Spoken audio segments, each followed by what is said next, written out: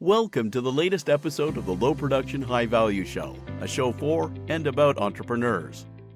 The following is my conversation with Brynne Tillman from Social Sales Link. So I want to just say welcome to the show, Brynne. Glad to have you here. Oh my gosh, I'm thrilled to be here. Thanks for having me. As I mentioned, I've been on, or I've watched a number of your webinars. We've been on, this is harkening back to, I've been on tweet chats with you, but to have the chance to chat with you here is great. Well, I want to do a level set or set the context before we delve into AI and LinkedIn. I want to just get the Coles notes on how Social Sales Link got started, how you really got rolling on LinkedIn and social selling. Well, I mean, that's the origin story, right?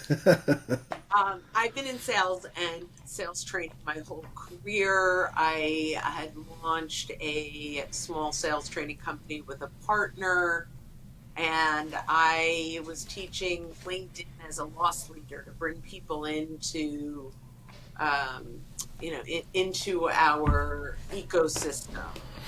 And I really got good at it, and I really loved it, and I got on LinkedIn's radar, which is a whole story for another day. And I went to my partner. I said, I really only want to do this. I don't want to teach overcoming objections anymore, negotiation skills.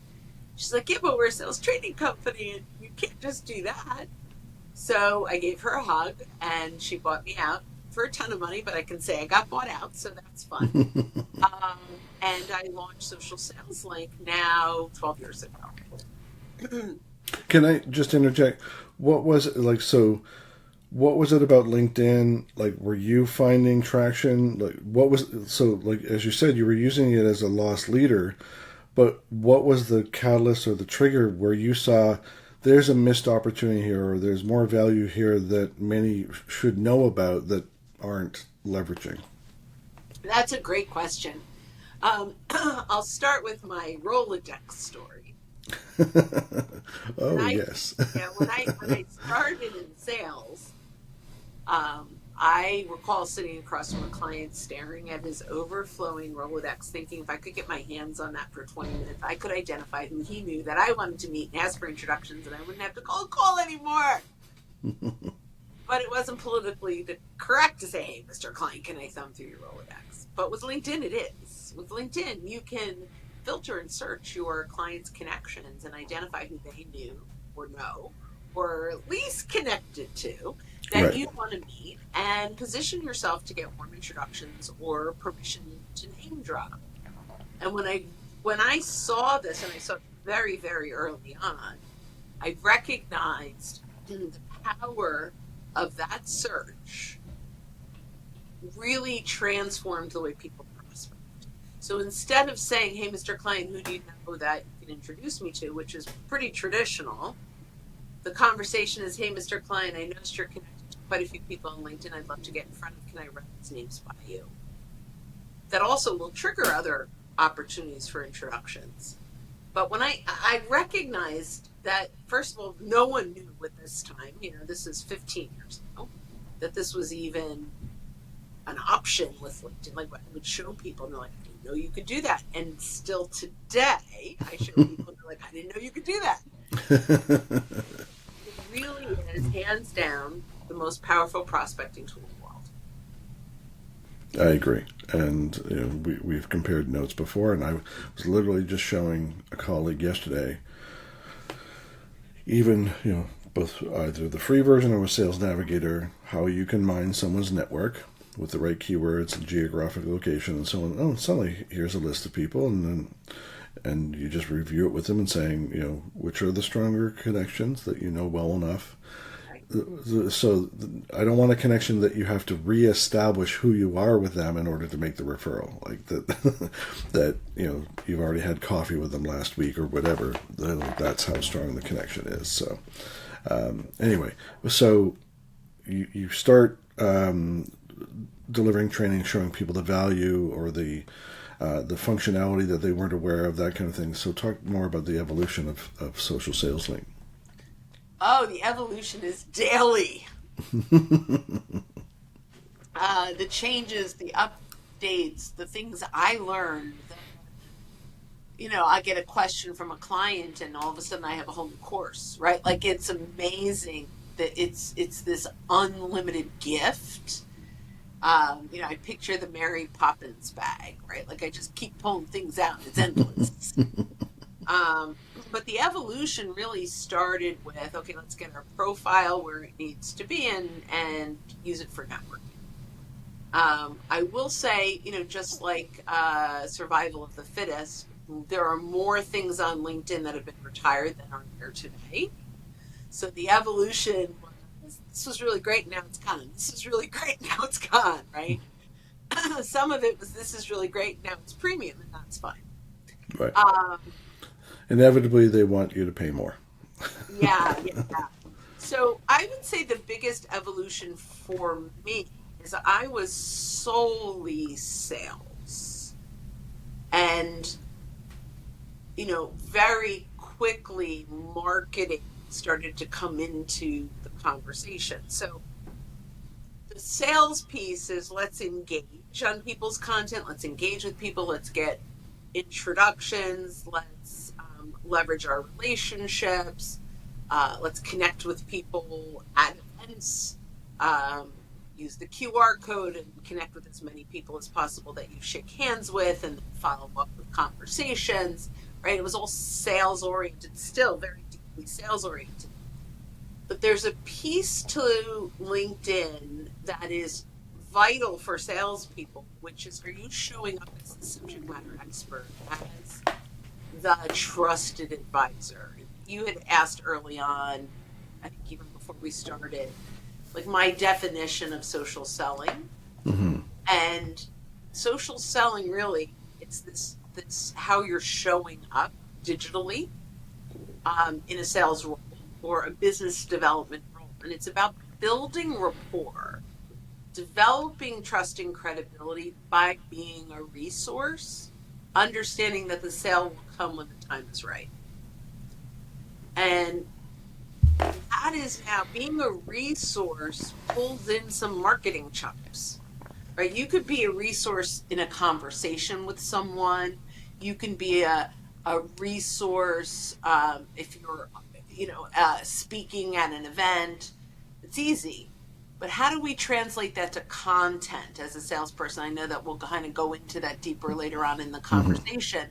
But I would say the evolution is empowering salespeople to be their own thought leader, not rely on the company's voice only to be that subject matter expert.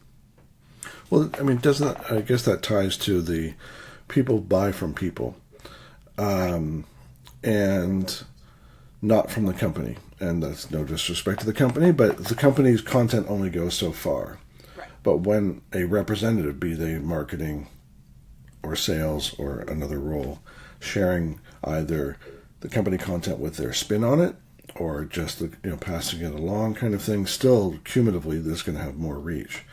But from what you encourage people to do as it pertains to LinkedIn, there's a buyer-centric profile. And I call that the passive, how you present yourself, tying back to your phrasing. Then there's I'll call it the how you are active on the platform, not just prospecting, but commenting, engaging. Then there's the sharing of content for building thought leadership. And I'm wondering, but there's an underpinning to all this, patience. So there's a slow game and a fast game. Okay. For sure. And we have 4 pillars, so we align very closely. It's the profile, it's the content, thought leadership. I call it the networking, which is what you said, the engagement. Yes. Your profile and responding to inbound connections and finding new people to connect with in a relevant way that's meaningful to them.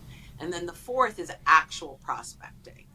And that's where we go back to the ability to search and filter our Rolodexes and our connections Rolodex. That's the faster way in. So the fast way in is, hey, Mr. Client, you're connected to 27 people that I'd love to get in front of. Can I run these names by you? 3 of them turn into introductions, 7 of them turn into permission to name drop. And at that point, because you are coming in referred by an existing client and a shared connection where there's already trust, that those conversations will happen quickly. Mm-hmm. The nurturing part, now not all of them will. The nurturing part is the patience. A lot of salespeople don't have patience. Well, Don't you find there's a lot of people that are always looking for a shortcut, and yeah, that's true. And you have to remind them, like, well, think of any business you've built, whether it's your own book of business as a salesperson. It didn't happen overnight. So, well, so the shortcuts will get you in trouble. The automations will get you in trouble. It does break LinkedIn's user agreement as well. But not only that, you said it perfectly, where people buy from people. They're not buying from your bot. You wouldn't send your bot to a conference or a networking meeting unless you're selling bots, of course. There's lots of people doing that, and they're sending me messages on LinkedIn Daily. offering. But I want to qualify something. I'm fine with automation, like scheduling a post on LinkedIn natively. Automation for efficiency, productivity, no problem. Autopilot, where it's bots doing the outreach and bots looking at my profile and so on. Like you, I'm a purist. I'm adamantly opposed to those because that is a race to the bottom, and it's just filling up people's inboxes with spam. And it's actually detracting. Whoever's hiring these services are running the risk of being detrimental to their brand. That's my take. I'm just wondering what you're... I'm 100% alignment. And yeah, so if you took a look at my scheduled posts on LinkedIn, you'd laugh. You can max them out to 50. I'm probably somewhere in the 30s all the time. And part of that is my team takes snippets and creates videos that, I get them in bulk. I spend 2 hours uploading for a month. I have tons of content, but all of that content is going to a news feed that people expect is not one-on-one engagement. So the expectation of that activity is clear. Like, it's not, when you send a message, the expectation is this is a human being sending me a message. So if it's automation, you're starting a relationship off with a lie. Yep. Now, I did get a message the other day that said, it was like Joey. It was like, this is Joey's bot. I'm testing this out. How do you feel about it? And weirdly, that's the first time I responded positively, even though I'm still against it. It was so transparent that it made me giggle a little. Like, you're not lying to me. And I think outside of it breaking the user agreement, what I hate most about it is the manipulation and that you're trying to trick me. So if you're being honest about it, I have less issue. Right. It's, they're being cheeky, but they're being, well, to your point, transparent and honest. I mean, I remember getting an automated message from the CEO and a member of his team. So back-to-back messages in my inbox at 2 a.m. on a Saturday.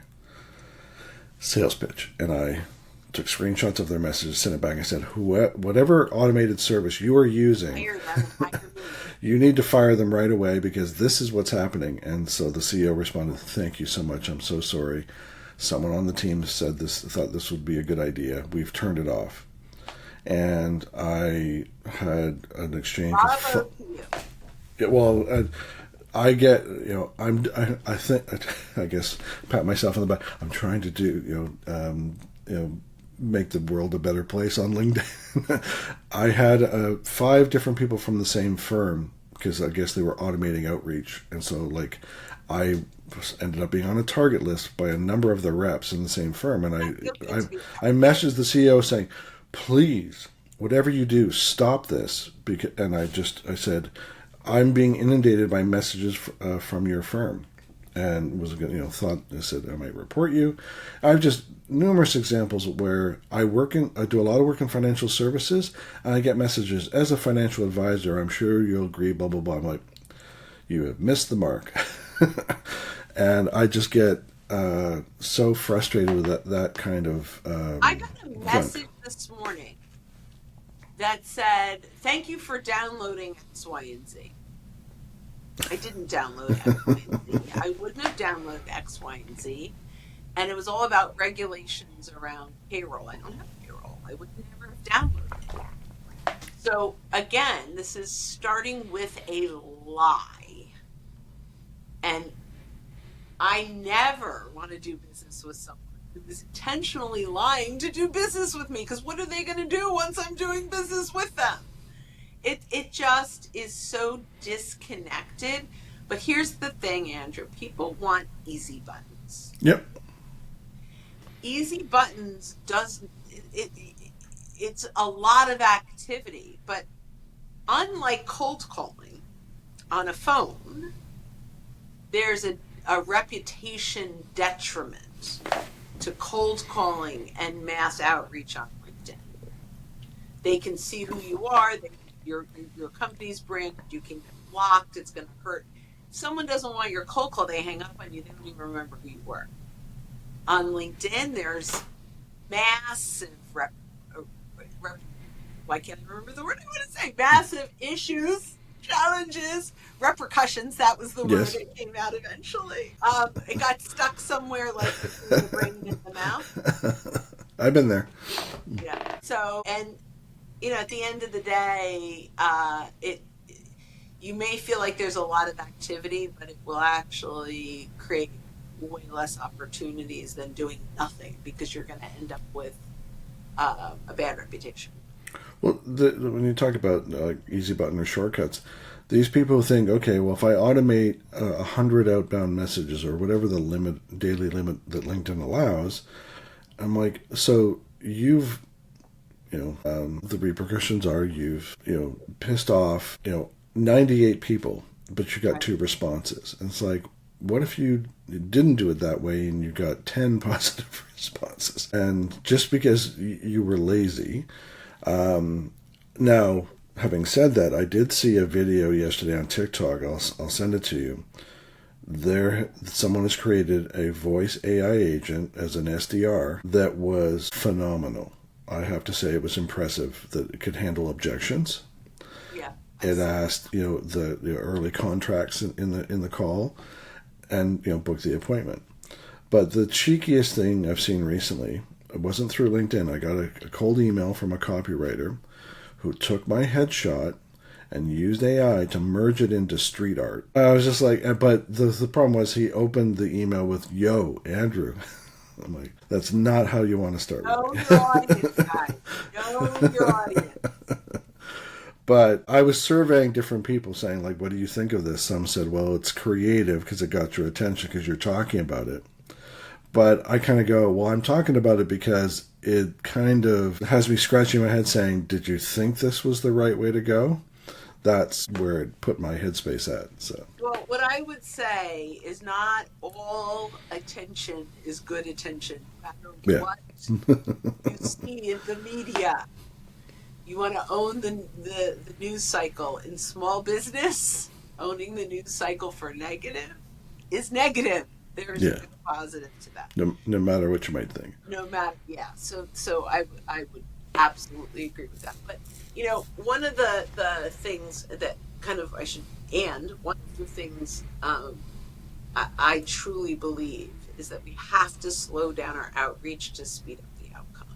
If we try, if we really take the time to customize or tailor our messaging, 3 or 4 hyper-tailored, meaningful messages than 100 spams every day of the week. Yeah, it'll pay a far larger dividend. Well, with that in mind, where did you sort of see early signs that AI could help you?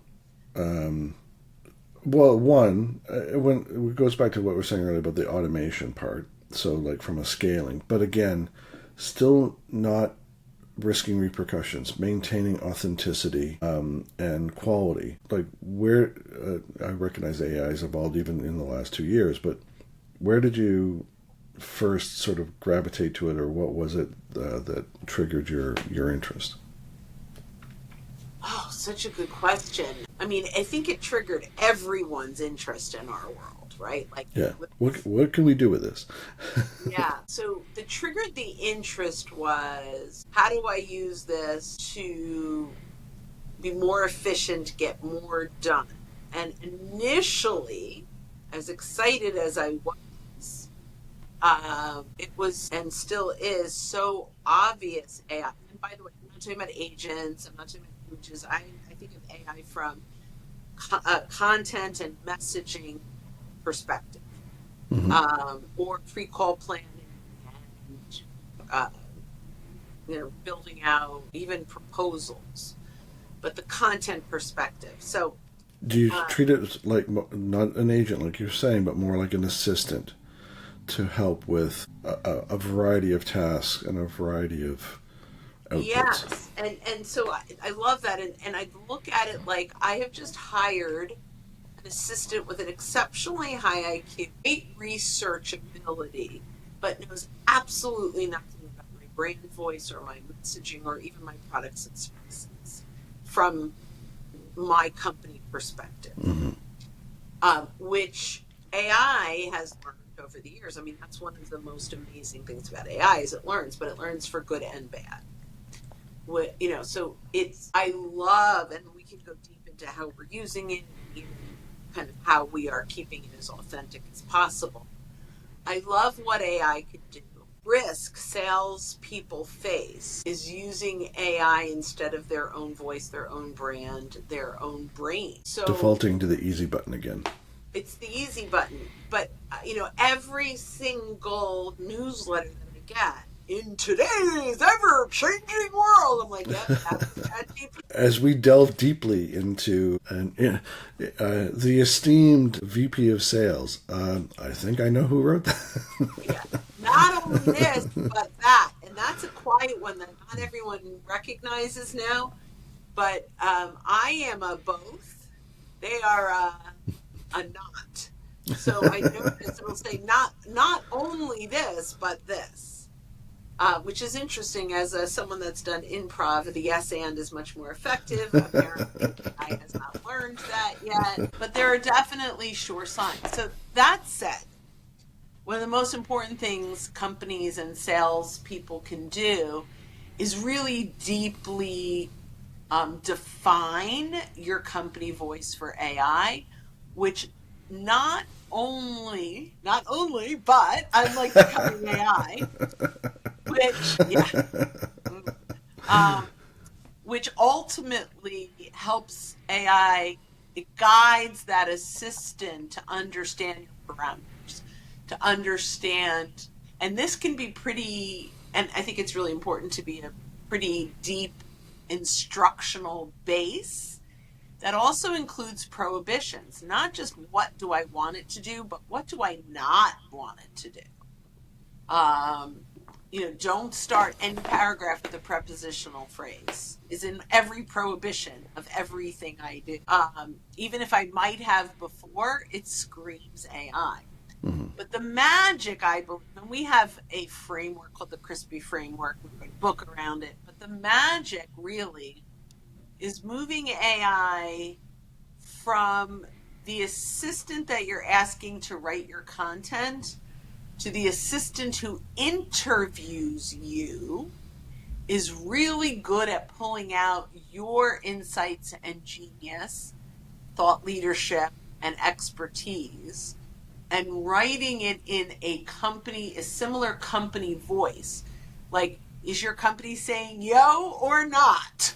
Right? Like, what is your company voice? What are the words? And by the way, AI can define that for you right from your website. Well, right? It strikes me that, again, trying to steer away from that easy button to this idea of, okay, if I want it to be, I want it to adhere to my proper brand voice and messaging and tone and so on. I kind of liken it to, I'm going to do a corporate offsite with AI, and we're going to brainstorm, and we're going to talk about our values and our mission statement and so on, all in which to inform the brand, the tone, etc. And so that you have that brainstorming, you have the back and forth, you have the interviewing questions, so on, all to enhance the AI so it has a higher level of understanding. So, as you said, it continues to evolve to getting closer and closer to not looking, but certainly sounding like me and sounding like my company, etc. But too often, many people are going for the easy button, the shortcut, and they end up. I was having this conversation the other day about Notebook LM from Google. Well, there's only two. It's cool, but there's only two voices available. So everybody who uploads a document, they're all getting podcasts with the same host. So it's like, is that what you want? Do you want everyone to have the same sounding podcast? No, you don't. So yeah. Now, I'm okay with transparency. So narrated by Notebook LM on all of yours, I'm okay with that.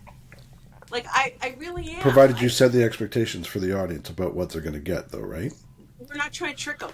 Yeah. Yeah, absolutely. That's where I feel like authenticity matters. You know, when I send out a newsletter from my email to the 10,000 members in our library, or the 100,000 members, not members, but in our list, the expectation is this was a newsletter. This was not, even though it says from Brynne Tillman, right? Like, the expectation, there is nothing in there that says she's trying to pretend that this is a personal. I have an issue when we're trying to trick or fool or manipulate our audience, our prospects, I'm fine. If I write something primarily in AI, you'll see in my post by Brynne Tillman and AskSSL.ai, which is my tool. Yeah. I give it credit. And in fairness to you, that's also a subtle way of promoting. It was the same way in the early days of Twitter. I learned about apps. Because it was, there was the footnote in the tweet about which app served up that tweet. Yeah, but if you're doing this, you can put from Claude, from ChatGPT. It just happens to be that's the. I just like the fact that you're crediting Ask SSL as a kudos. It's more. I mean it as a compliment, not your transparency is being transparent. Is also marketing. If that makes sense. But for those of you out there using Copilot or what, if you have relied heavily on AI to help you write it, give it credit. Let your audience know. If you think if you put it in an AI detector and it's 80% AI, your audience is going to catch on to that. Yeah. And I'm not saying don't use it. Just give it credit. We'll be back in a moment. And now, a word from our sponsor. Social media has become an imperative for almost every business. Discover how to successfully implement an effective social media strategy that is supported and integrated throughout every part of your organization with this essential book from our host, Andrew Jenkins, Social Media Marketing for Business, Scaling an Integrated Social Media Strategy Across Your Organization, is now available from Amazon or KoganPage.com. Now, back to the show. Well, I was just working on a strategy document, a strategy presentation, and I was just a little hesitant, a little reluctant, like, is it too many bullet points? Are the bullet points too long? And so I went to Claude and I pasted in the text from this one slide, and I said, rewrite the same number of bullet points, but try to be more brief and more concise. Give me 3 variations.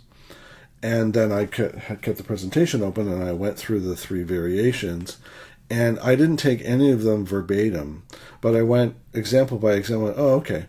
So it just sparked some ideas about where I could make some edits to improve my writing. Go ahead. I might have taken one of those bullets, rewritten one of them exactly the way I want it. Give it as an example. Rewrite all of these bullets like this. And so now it really is your perspective or your positioning. Mm-hmm. Well, I've used the chapters of my book for tone and style and so on, but I also know that like anybody, we all have some bad writing habits, not like across the board, but like some people use too many commas, or they open a paragraph with a prepositional, whatever it is. It's They use Belver Foster. yeah, and so it's worth. And actually, I did use the word foster, and I used it, not AI. But again, it's just like getting a second set of eyes to collaborate, to brainstorm, and hopefully, surface some habits. Like I can say that with 3 words instead of 5. Or here's one word that takes away those 3, whatever it might be. And this is meant, in this case, it's a strategy document in PowerPoint, but it's meant to go to some executives, so it's got to be a little more scannable. It's not, I can't have it be a book or feel like a heavy document. So anyway, I digress.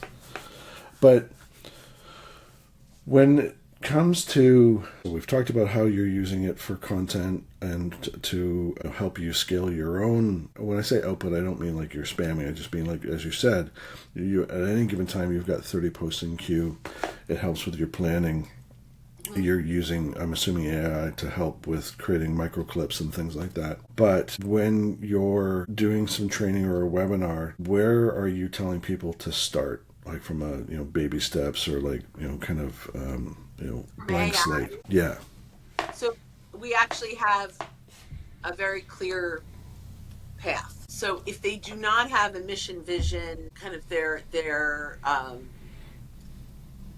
the core of their business, we start there. So we have prompts. So it's really more fundamental than that. It's like almost like we're going to put AI aside for the moment.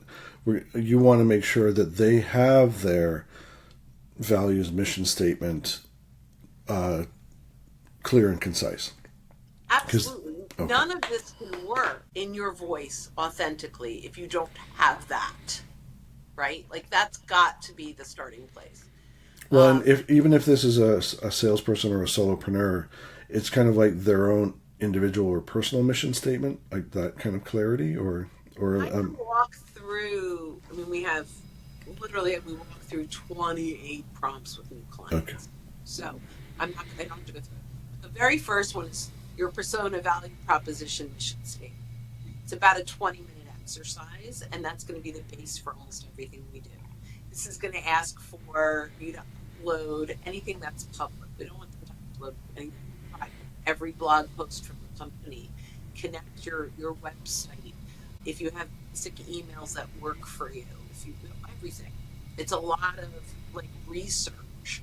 And then it's designed ultimately to create those brand instructions. The next thing is build out your prohibitions, and everything we do is interview. So we interview folks, and then you build out your prohibitions, all the things you don't want AI.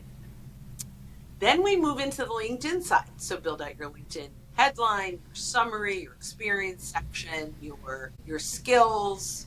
Then we move into the engagement piece, right? So content and engagement. How do you curate articles with AI? How do you create posts? And by the way, we will say when you create a content that you're going to share, it's not going to just write a text for you. It's going to say what did you resonate most with this? What do you think your audience will like about this? So that you're pushed to actually read that content.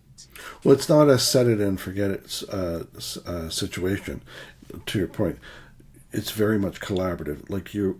This is about the more input you're giving it, the more I like to say input and context, the better the output. And the challenge salespeople have is I don't know what to give it. And so we've created that interview process. And by the way, you can go into ChatGPT. You don't have to use Ask SSL to do this. I mean, my prompt writing, see? Where you can do this in any LLM, right? It's out there. You can go do this. But it is so important that you teach your LLM the right way to talk about you. Then I was just giving a presentation about this the other day, and I was just saying to people, like, if you don't know where to start, have a conversation with it and say, this is who I am, this is what I do, tell me where and how I can get value from you, or give me some suggestions on where and how you can help me. And that just, it kickstarts things. Yeah, and I would say interview me so that you could learn everything you need so that all of my content is in my voice. Yeah. I said to someone, like, so many people within an organization have just this tremendous library or repository of information in their head, but they're not very good about getting it out. So anything that can be done to facilitate that. So, like, as you've suggested, getting that sort of interview process rolling and starting that dialogue with an AI solution of some kind. Yeah. And then, then there's all kinds of things like for polls. A quick prompt will help you write a poll, but it's not going to write the poll until it finds out who's your target audience. What are you trying to achieve with the poll? What's the topic you'd like to focus on? And then it will write the poll, right? And that's the difference, I think. And that's where I think we have a huge impact in what we teach is don't have AI write it for you, have AI be your ghost writer. Well, was that the catalyst for Ask SSL, there was a gap in terms of that formalizing the process or making the process more obvious and have clarity for salespeople? I think that was the second reason. Okay. The first was? The first reason was I was using ChatGPT almost solely. I've used all the others, but consistently ChatGPT. Right. And I'd get on a call with a client and I'd put in banker, and now it thinks Brynne Tillman is a banker. And so in my custom instructions in ChatGPT, I would say, before any time I give you any kind of prompt, ask me, is this for Brynne or not? If it's not, don't remember it. Right. I'm not a banker, but I play one on TV. And so now every single time I start in ChatGPT, it'll say, is this for Brynne or someone else? And if I say it's for me, it turns on its memory. If it doesn't, if I say it's not for me, it doesn't. So great. But now I've got 12 customers or clients that I'm working with, and I have to start every single time. So Ask SSL initially came to fruition because we wanted to silo avatars. So I have an avatar for each of my clients. They have, like every one of my clients, I have built out very strong voice. And then now what we have is if I run a prompt and I've got great content, I can save it to a specific avatar. So I can say this is for, so I could do it for bankers, for financial services, for software sales. Like I can have all these different, but I can also have for Iron Mountain, for Comcast, for, right? And they each have their own voice and so forth. So that is why Ask SSL started. And now we have a library almost over 400 templates and processes where if people want to do a prospect by interview, it takes you through the whole program and literally step by step with your own content. So that's the overarching. Mm-hmm. The other thing is we believe a tool alone isn't enough. So everything we do around that is the trifecta. It's training, it's coaching, and it's the tool. A fool with a tool, still a fool. Yeah, I love that. That was like brilliant. I haven't thought of her in a long time. That was one of my favorites. Well, it's and you know, it goes back to like the easy button and that idea that like this is to be used for a reason, and there's a certain way to use it. And to your point, you know, oh, okay, now it's like to the salesperson, the prompt is, what do you want to do today? What is it you're trying to accomplish? Oh, I have a meeting later today with client X. Tell us more about the client. And then suddenly. And so it basically takes them from 0 to 60 relatively quickly, but it feels like a dialogue. It doesn't feel, I'm assuming it feels similar to a dialogue with, you know, ChatGPT itself and so on, where it doesn't feel like this arduous process. Well, so our whole platform is on top of ChatGPT. Right. It just segments and silos.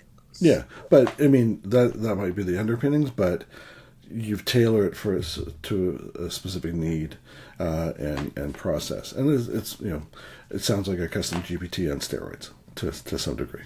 Oh, on steroids. Complete muscles. Well, I just saw some news yesterday that now ChatGPT can connect to your Gmail and to Google Drive. And so a lot of these third-party apps, I fear, like I've seen some ones that can take a look at your Gmail and do some insights and so on. What do I say about that? Well, it leads me to the question about you're built on it, but perhaps the more niche or the more task specific the application is versus the likes of I do want to do analysis on Gmail. That's a much more global play. So I'm just wondering sort of what your take is. Yeah. So my initial is don't do it yet because everything in your email is now available to OpenAI. Everything. I use Gemini inside of my Gmail. So I'm already doing a lot of that in the native Gemini. Are you paying for the premium version? I mean, I have the whole Google suite for business, so right. Yeah. Well, so do I, but I think there's this to do the Gmail. I pay so much to Google and same. I still have to well, anyway, back to your. The answer is we have it. If I'm paying more for it, maybe I don't know. Ask my bookkeeper. I sign up and someone else figures it out. Right. But so here's my point. We have a privacy agreement in our Google. Like Google in our Gmail cannot use the content in our email for its own. It can do a lot, but it can't use the content. So let's say I'm an attorney. Right. And I have back and forth with the client. Google's not allowed to publicly go in and use that content. Part of their agreement with us. Right. OpenAI has no agreement. The moment you connect it to your email is the moment that your entire world is public. Right. Potential. So I would say be very cautionary, especially if it's for business, because now your client data could be out there and it's just available. I mean, the same thing, the big one is Grok. Literally, people are getting that their content is now, sometimes when it's delivered, has a Grok copyright at the bottom of the content. So we've got to be really, really, really careful that we are not handing everything over. So my advice is if you are a company, hire someone who is very knowledgeable about access, whether it's IT or compliance or I'm sure companies like McKinsey and Deloitte have consultants now, and the little ones will start popping up. Christina DiGiacomo is a fabulous person that's doing it for mid-sized businesses. Mm-hmm. I think I've seen her on TikTok. I might even be following her, or so someone's flagged her as someone worth following as well. Yeah. So that's great. But so it's out there, and I would say do not make these decisions without knowing the permissions you're giving these companies. Mm-hmm. Well, I saw, I was in a demo call with this one AI solution that could, conduct research on your Gmail. It could find old prospect conversations you're having and write emails to rejuvenate the discussion and so on. But the question I had for them, which kind of struck them as interesting, not to pat myself on the back, but just this is where my head was going with it, was can I look at the kind of pitches I get in my email and bucket them, how many of them, how many have a subject line longer than this, how many of them open, is there a way to examine the pitches you're getting cold and Sure. then derive learnings from it to improve your own outreach, things to avoid, things to perhaps be inspired by, and so on. And he was like, "Oh, okay," but that's where I want to play. Whether it's using Gemini I would be more likely to use Gemini on my own Gmail because it's all the same family. I'm not changing rights and permissions, so we'll see. Time will tell. I mean, we're talking. This is the capabilities by Gemini and from ChatGPT to examine your email are less than 30 days old to the public. So, if that's what we can do today, God knows what we can do in a year. Yeah, I mean, the other thing is be very cautious with what you're putting in emails as well. Knowing, like, don't put anything in an email. I mean, obviously, if you're an attorney, but if there's things that really need to be private, make sure you've got security around that. And that's where, having the right IT security kind of skin in the game. But, work with MSPs, and I'm blown away when you have to come in and fix. The breaches are just horrendous. Yeah, you don't want to put the company at risk, especially if it's not your company. But as we come to a close, sort of a two-part question. When it comes to AI and LinkedIn and sales, where are the 2 to 3 places you think AI can have an impact or can help for people active on LinkedIn, and then more broadly for people active in sales? Well, I think you hit it when you talked about the SDR agent, right? I really believe that the SDR role is going to change significantly. I don't, especially inbound. I mean, from an inbound perspective, it's going to be all AI agent. It's just amazing. So I'm not sure if you're familiar with Victor Antonio. He's amazing. He's amazing. He actually wrote the foreword to my book. We asked him because he's amazing. But I spoke with him at Outbound, and he ran a recording of, I believe it was IBM customer service, probably similar to what you saw on TikTok. But now I'm going to paraphrase, like, this isn't the real, I don't remember exactly, but this is how it felt. Drew, thank you so much for calling back. It looks like you called us 3 weeks ago and you had issues with X, Y, and Z, and these are the things we did. Is this a new issue or is that the same issue? New issue. Okay, terrific. Well, please share with me, what is the issue that, and this is not SDR, this is customer service that he ran through, but so, but the point is that it says, okay, well, it looks like this is what your contract is, and it was signed on this date, but you had an amendment here. Do we want to go ahead with that? It looks like 7 other people from your organization called in, 2 of them with the same issue. Here's how we resolved it. Should we try that? All in real time, right? We're used to human beings going, let me look at that. Can you hold for 17 minutes while I talk to a supervisor? The AI is immediate, right? And that is, from a sales perspective, amazing, right? And the customer satisfaction, too. The customer satisfaction and customer experience, all of that. So that is the major piece. On LinkedIn, and we're seeing now, Sales Navigator, which is, I think, an incredibly powerful tool for salespeople, has a lot of AI involved in it now. Things like account mapping and account IQ that gives you some pre-call planning. It now has some pre-call planning right in the profile. Tell me about this person. You can now put in the products, up to 5, I think, products and services that you offer, pick it from a drop down, and it will tell you how your product and service aligns with what they're seeing, with the triggers in the public, and all the amazing, all inside of LinkedIn. So I'm not seeing great AI in LinkedIn.com, but what Sales Navigator is doing is phenomenal. Where I would caution is don't allow it to write your profile. Just don't. It's bad. I love LinkedIn. I support LinkedIn. They redo amazing things and make it incredibly simplified. Their rewriting of the profile is based on what recruiter bots want to read. Yeah.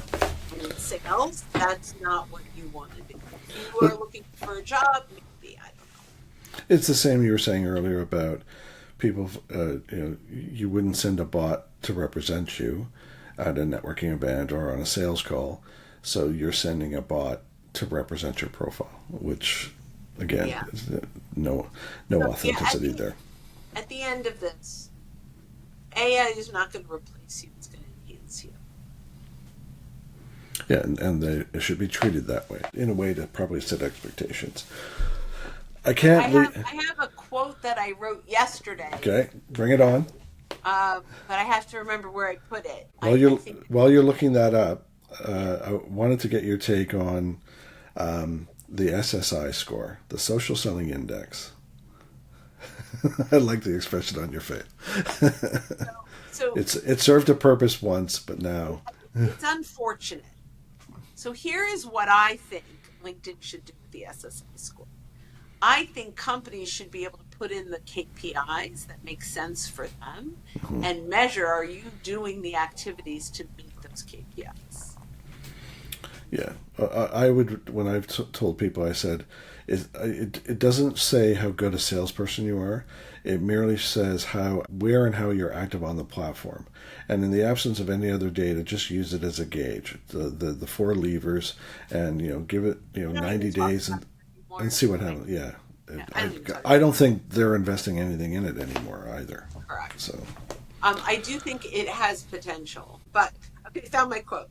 Okay, bring it on. Still about people. AI should support the relationship, not replace it. And with that, thank you.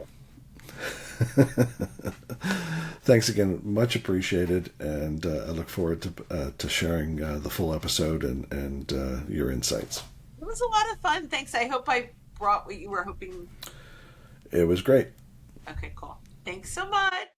Thank you for joining us on this episode of the Low Production High Value Show. Be sure to give us a rating and subscribe to make sure you never miss an episode. Don't forget to check out Volterra at volterradigital.com to learn more about how they can support your social media marketing.